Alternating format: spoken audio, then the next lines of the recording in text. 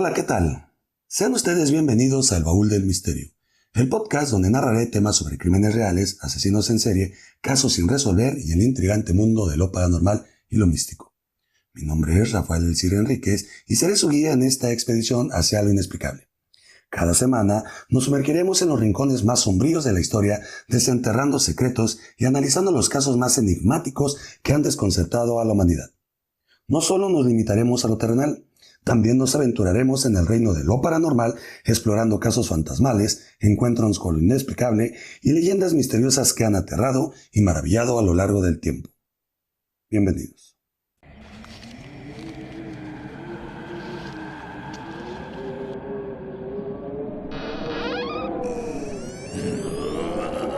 El Baúl del Misterio.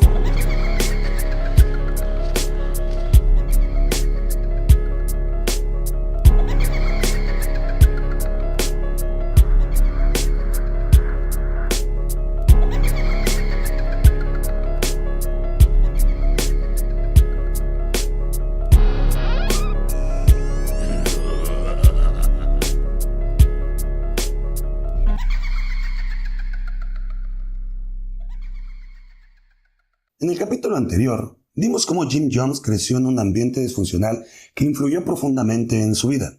Desde temprana edad desarrolló una obsesión con la religión y manipulación en masas inspirado por figuras históricas.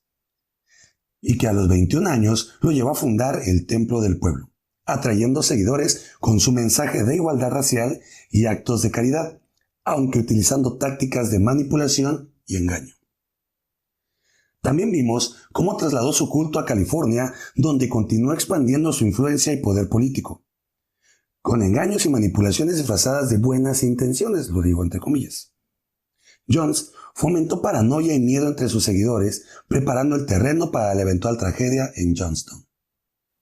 En este par de capítulos tienen como propósito de informar a las personas sobre los métodos que utilizó este infame para manipular a sus seguidores, y destacar la importancia de estar alerta para no dejarnos caer en la actualidad por personas con intenciones similares. Sean ustedes bienvenidos al capítulo 7, que es la segunda parte de Jim Jones, la masacre de Johnstown. Después de trasladarse a California, Jones y el Templo del Pueblo comenzaron a expandir su influencia. Para 1972, el grupo había establecido sedes en San Francisco y Los Ángeles, donde Jones incrementó el poder político al involucrarse en causas progresistas y apoyando a candidatos locales. El carisma de este infame y el mensaje disfrazado de justicia social atrajeron a miles de seguidores, consolidando el control sobre una comunidad, haciéndola cada vez más amplia. Jones llegó a tener el poder notable de la política local de San Francisco en 1976. Su apoyo fue crucial para la elección de George Montcalm como alcalde de San Francisco. George, en agradecimiento, nombró a Jones director de la Comisión de Vivienda de San Francisco, lo que le otorgó una plataforma aún mayor para expandir su malvada influencia. Jones también mantuvo relaciones cercanas con otras figuras políticas importantes, como la supervisora de la ciudad de San Francisco, Harvey Milk, y el vicegobernador de California, Mervyn DeMalley. Para este punto, Jones ya ejercía mayor control sobre sus seguidores. Los adoctrinaba con técnicas de manipulación y psicología, con la finalidad de ejercer una profunda lealtad hacia él, convenciéndolos de que él era la única figura que podía guiarlos hacia la salvación y era la respuesta a la justicia social. Los seguidores eran obligados a donar grandes sumas de dinero y propiedades al Templo del Pueblo. Esto incluía sus salarios, ahorros y en algunos casos la totalidad de sus bienes. Utilizaba las contribuciones financieras para asegurar el bienestar material de unos pocos, financiar sus propios proyectos y, por supuesto, como era de esperarse, al no poder comprobar estos ingresos, generaba lavado de dinero, mientras muchos seguidores vivían en condiciones precarias. ¿Pero cómo logró esto? Pues verán, Jones estableció un sistema de vigilancia donde los miembros del templo, élite, espiaban y reportaban las actividades de otros miembros. Cualquier señal de desobediencia o descontento era severamente castigada. mantenía reuniones privadas con estos miembros clave para discutir y planificar cómo mantener el control sobre la comunidad. Esta táctica con los miembros élite fue crucial, ya que generó dentro de los demás miembros el sentido de desear pertenecer a esta élite, y considero que es por esta razón que las personas daban sus bienes materiales y obedecían los mandatos pervertidos de Jones. Este control fue más allá de todo cuando incluso comenzó a meterse en las relaciones maritales y amorosas de sus seguidores. Jones tenía la autoridad para reprobar y desaprobar matrimonios dentro del templo del pueblo, y esto le permitía asegurar que las relaciones sirvieran a sus intereses y que no amenazaran su control. En algunos casos, Jones asignaba parejas específicas y a menudo basándose en consideraciones de lealtad y utilidad para el grupo, regulaba la actividad sexual de los miembros, indicando cuándo y con quién podían tener relaciones sexuales. Esta regulación le permitía mantener un control psicológico sobre sus seguidores y prevenir alianzas que pudieran desafiar su autoridad. A menudo desalentaba las relaciones conyugales normales, sugiriendo que tales relaciones eran egoístas y desviaban la atención de la misión del grupo. A menudo separaba a los cónyuges y sus familias, asignando a los miembros diferentes roles y responsabilidades que impedían el mantenimiento de relaciones familiares normales. Esto aumentaba la dependencia emocional y psicológica hacia él. Los hijos a menudo eran criados por el grupo en lugar de sus propios padres, debilitando los lazos familiares y reforzando la lealtad hacia el templo del pueblo en lugar del núcleo familiar. Obviamente, y como era de esperarse en este tipo de infames, todas estas prácticas no aplicaban hacia él, sino todo lo contrario. Jones utilizó esto a su favor a tal grado que tenía relaciones sexuales con varias seguidoras, justificándolo como una necesidad para su salud. Él decía que tenía el poder divino de hacerlo, y no solo eso, él argumentaba que era un sacrificio que él hacía por el bien del grupo. Estas relaciones obviamente no eran consensuadas y se basaban en manipulación y la coerción. Varias exmiembros del Templo del Pueblo, como Deborah Layton y Laura Cole, han testificado que fueron víctimas de acoso sexual por parte de Jones, quien usaba su posición de poder para explotar sexualmente a las mujeres del grupo. Esto cada vez se vuelve aún más oscuro. Verán, en ocasiones utilizaba el método de la ridiculización en público. Cada que una mujer obviamente no era de su agrado, este infame les decía que nunca estaría con la persona en cuestión debido a que no era digna de recibir el cumplimiento divino de Jones, utilizando palabras despectivas como "me das asco", "te aborrezco" y "no eres suficientemente atractiva para mí". También otro método que utilizaba para controlar a los miembros era la práctica de la caja negra, donde seleccionaba a un miembro del grupo y lo sometía a críticas y humillaciones públicas delante de toda la congregación. Esto incluía señalamiento de errores o fallos individuales frente a toda la comunidad, generando un ambiente de vigilancia y autocensura entre los miembros. El propósito de la caja negra era controlar y mantener sumisos a los miembros del templo del pueblo. Las críticas públicas servían para reforzar el control sobre el comportamiento y las opiniones de los seguidores. Jones no se limitó a castigar o ejercer control a las personas mayores de edad, sino también lo hizo con los niños. Obligaba a los padres a disciplinarlos en público, de igual manera con una humillación pública previa, e incitaba a los padres a golpear a los niños en público, bajo la creencia de que era necesario salvar, lo digo entre comillas, a sus hijos del pecado o de influencias externas negativas. Hago énfasis en la frase de influencias externas debido a que para este punto Jones ya había alejado a sus seguidores de sus familiares que estaban fuera del templo del pueblo. Los miembros élite, de los que ya habíamos hablado en el capítulo anterior, interceptaban la correspondencia donde venían peticiones de estos familiares para volver a su casa y a sus vidas normales. Recordemos que Jones ya había implantado la idea de que él era la salvación, y este tipo de hechos no permitiría que fracturaran el poder de Jones. También en una ocasión, dentro de estas reuniones, tuvo la idea de impartir con los seguidores un agua de Flavor Aid, un saborizante parecido al Kool-Aid, el cual fue repartido por los miembros élite y el cuerpo de seguridad del templo del pueblo. ordenó beberlo y cuando los seguidores lo bebieron, Jones les dijo que era un veneno que haría efecto en 45 minutos. Al escuchar la noticia, una de las personas comenzó a generar una histeria y para que esto no se volviera colectivo, una persona de la seguridad le disparó con una pistola de salva, generando obviamente un shock en todos los demás. Posteriormente, Jones calmó a todos con una voz tranquila, manipuladora y de manera burlona les comentó que esto era una prueba de lealtad. El agua no estaba envenenada. No hay un registro exacto de la fecha en que realizó esto por primera vez, puesto a que este acto no sería la única vez que lo haría. Estos ensayos contribuyeron a la atmósfera de miedo y control y lealtad absoluta hacia Jones. En otra ocasión, Jones se encontraba saliendo del cine. Mientras caminaba, vio a un chico atractivo, lo cual no dudó en intentar seducirlo.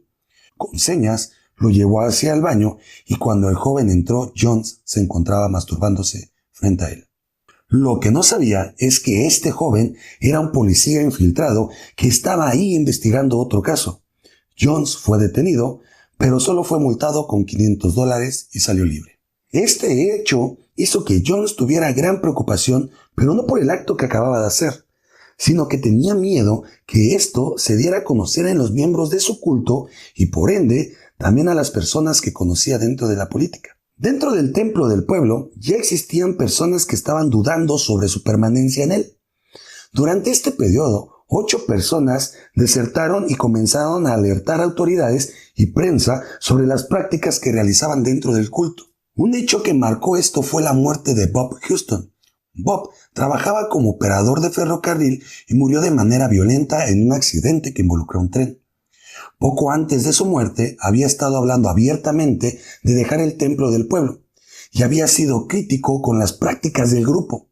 Además, su muerte ocurrió poco después de una conversación telefónica en la que discutió su intención de abandonar el culto con su ex esposa y su hija. Aunque la muerte fue oficialmente declarada un accidente, las circunstancias sospechosas y el contexto de su crítica y posible deserción del templo del pueblo han llevado a muchos a creer que fue asesinado por órdenes de Jim Jones para evitar que desertara y posiblemente que revelara información perjudicial sobre el grupo. Este tipo de incidentes aumentaron el clima de miedo y control que Jones ejercía sobre sus seguidores, disuadiendo a otros de intentar abandonar el culto. Lo que Jones no calculó es que Bob era hijo de un periodista que trabajaba en The Chronicle, un periódico de San Francisco, que a su vez tenía relaciones con figuras públicas. Su padre no se tragó la versión de que su hijo murió accidentalmente, argumentando de que él tenía un amplio conocimiento operando trenes y simplemente no podía haber sufrido tal accidente. Cuando Jones se enteró de que estaba siendo investigado y ya con la idea de la utopía implementada en sus seguidores, en 1974 adquirió un terreno en la selva de Guyana, allá en América del Sur, donde comenzó la construcción de lo que él llamaba la utopía socialista, Jonestown. Convenció a sus seguidores de que Guyana ofrecía un refugio seguro y libre de la persecución racial, la posible guerra nuclear y la política que enfrentaba en Estados Unidos. Pero, ¿por qué Guyana? Guyana es una nación de habla inglesa en América del Sur y está geopolíticamente aislada de Estados Unidos, lo que la hacía atractiva para Jones, quien buscaba alejarse de la creciente atención y escrutinio de las autoridades estadounidenses y los medios de comunicación. Guyana era gobernada por un régimen socialista bajo el primer ministro Forbes Burham, que tenía simpatías hacia movimientos socialistas y comunitarios, donde Jones vio en esto una compatibilidad con su ideología. Y es así como los representantes del Templo del Pueblo negociaron con el gobierno de Guyana para arrendar un terreno de aproximadamente 1.500 hectáreas. Todo esto en el noroeste del país, en una región remota y selvática. Este terreno fue adquirido bajo el acuerdo de que sería utilizado para una comunidad agrícola autosuficiente. Los primeros grupos de miembros del Templo del Pueblo fueron enviados a Guyana para comenzar el arduo trabajo de limpiar la selva y construir infraestructuras básicas como viviendas, una clínica, una escuela y áreas de cultivo. Este trabajo fue extremadamente desafiante debido al clima tropical, la densa vegetación, la falta de acceso a recursos y obviamente las especies que habitaban esta selva. Una vez terminado esto, Jones promovió Johnstown como un paraíso socialista, un lugar donde los miembros podían vivir libres de la opresión y las injusticias raciales y económicas en Estados Unidos. Utilizó discursos inspiradores y propaganda para motivar a más miembros a trasladarse de Estados Unidos a Guyana. A finales de 1977 y principios de 1978, un gran número de miembros del Templo del Pueblo, se estima que aproximadamente 1,000 personas, se trasladaron hacia Johnstown. Este traslado masivo fue financiado por la venta de propiedades del Templo del Pueblo allá en Estados Unidos. Una vez en Johnstown, los miembros vivían bajo estrictas reglas y una intensa vigilancia. La comunidad estaba aislada del mundo exterior y las comunicaciones con familiares y amigos en Estados Unidos eran limitadas y controladas. A pesar de las promesas de un paraíso socialista, las condiciones de vida en Johnstown eran duras. La alimentación era escasa, las enfermedades tropicales eran muy comunes y el trabajo era agotador. Adicional a que el trabajo era agotador, Jones generaba un estrés emocional y un cansancio físico extremo. Verán, mantenía reuniones hasta largas horas de la noche y esto hacía que el tiempo de sueño fuera limitado. Se preguntarán, ¿y cómo es que Jones lograba todo esto? Muy fácil.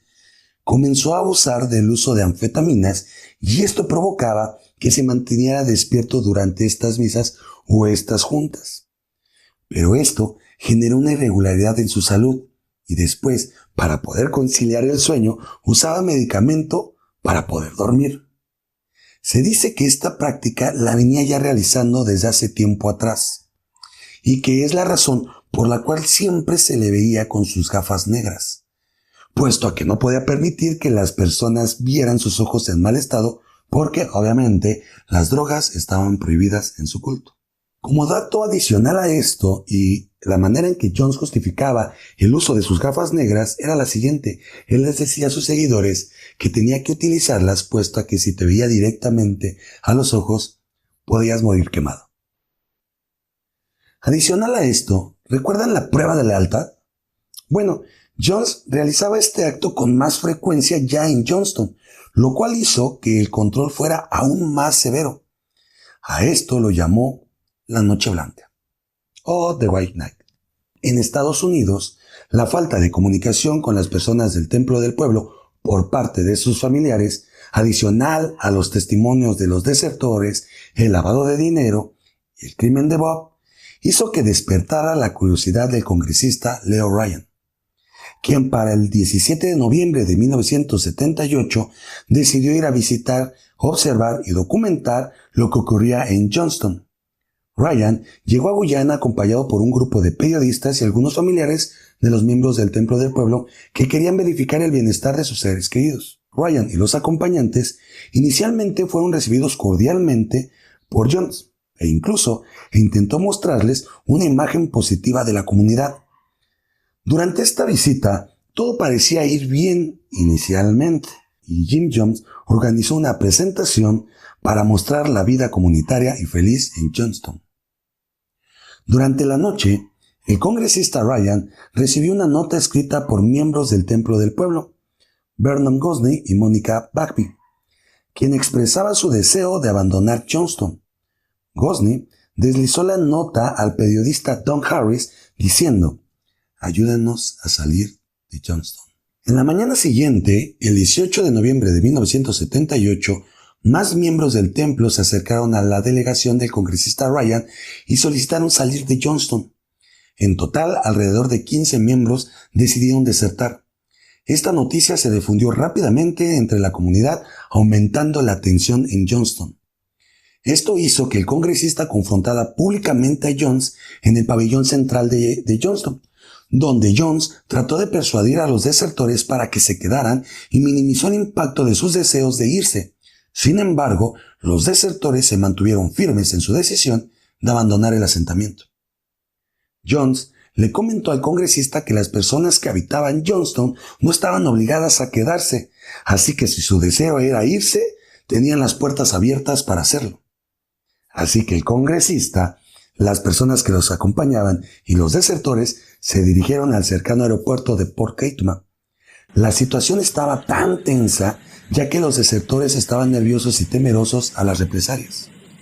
Mientras se preparaban para abordar la avioneta ya en el aeropuerto, miembros armados del Templo del Pueblo llegaron en un tractor y un remolque y abrieron fuego contra la delegación de Ryan y los desertores. Este ataque resultó en la muerte del congresista Leo Ryan, 3 periodistas, Don Harris, Bob Brown, Greg Robinson y un miembro del Templo del Pueblo, Patricia Parks. Varios otros resultaron heridos, incluyendo a Jackie Spear, que era asistente del congresista Ryan. Este ataque no lo presenció la comunidad de Johnstown, puesto a que ocurrió a kilómetros de distancia. Después de que Jones dio esta orden al irse los desertores, rápidamente convocó a una junta para explicarles que había tenido una visión en la que la avioneta donde viajaba el congresista y los desertores sería derribada por fuerzas alemanas. Indicó que ese acto no lo había provocado él, pero que sin en cambio el gobierno de los Estados Unidos, al enterarse de la muerte del congresista, lo culparían, y que el gobierno mandaría al ejército para matarlo a él y a todos los habitantes en Johnstown. What's going to happen here in a matter of a few minutes is that one of those people on that plane is going to shoot the pilot. I know that. I didn't plan it, but I know it's going to happen. They're going to shoot that pilot, and down comes that plane into the jungle. And we had better not have any of our children left when it's over, because they'll parachute in here on us. Así que con todos estos actos, el momento de fe había llegado. Era hora de realizar el suicidio masivo. Les indicó que esto no era un acto barbárico, sino que era un acto revolucionario para evitar que los niños fueran esclavizados y abusados. Step over quietly, because we are not committing suicide. It's a revolutionary act. We can't go back. They won't leave us alone. Durante esta reunión, una mujer muestra su desacuerdo cuestionando a Jones sobre lo que pasaría.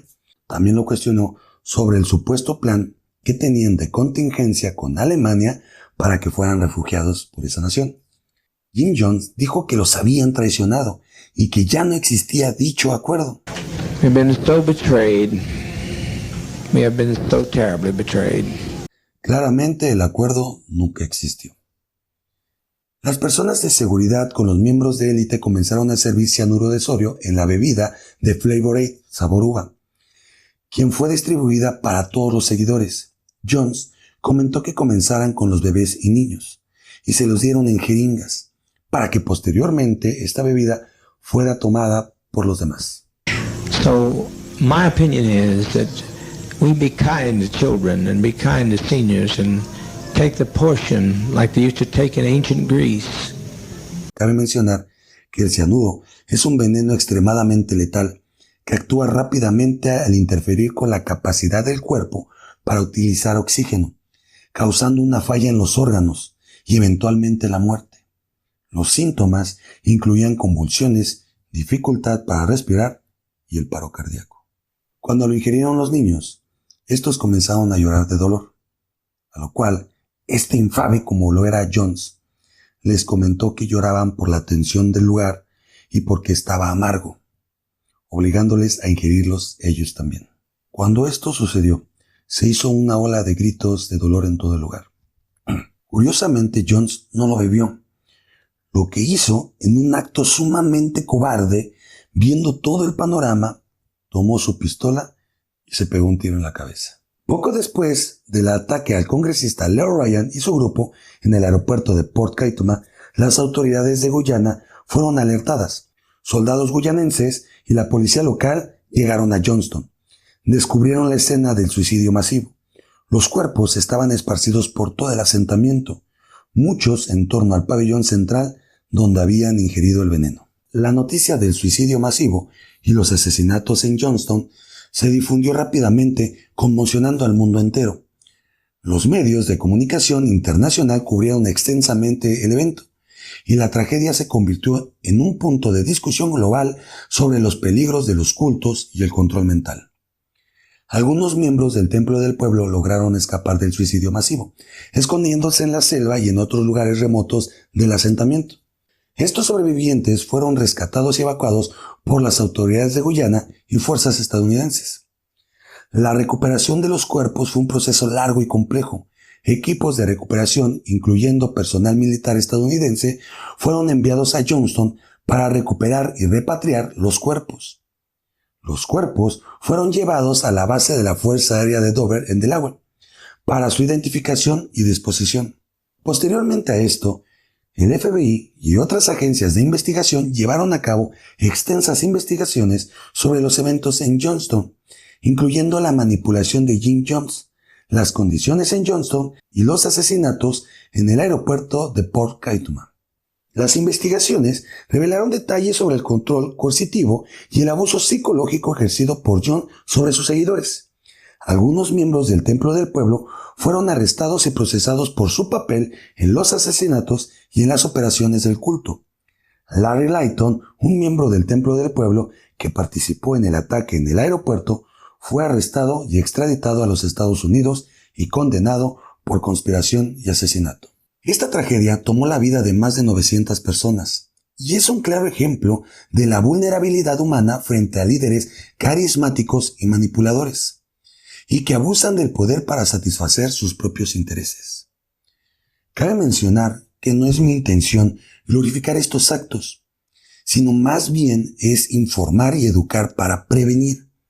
Conocer la historia de Jim Jones y la masacre de Johnstown nos recuerda la importancia de estar siempre alerta y conscientes de las señales de abuso y manipulación. Es crucial promover la conciencia y la crítica informada para proteger nuestras comunidades y prevenir futuros desastres similares.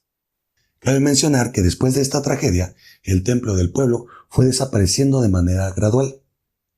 Verán, comenzaron a desertar poco a poco hasta que en un periodo de tiempo no prolongado, el Templo del Pueblo llegó a su final.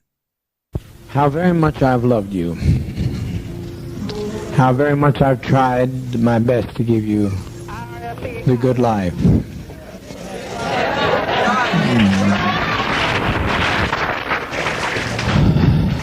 If we can't live in peace, then let's die in peace.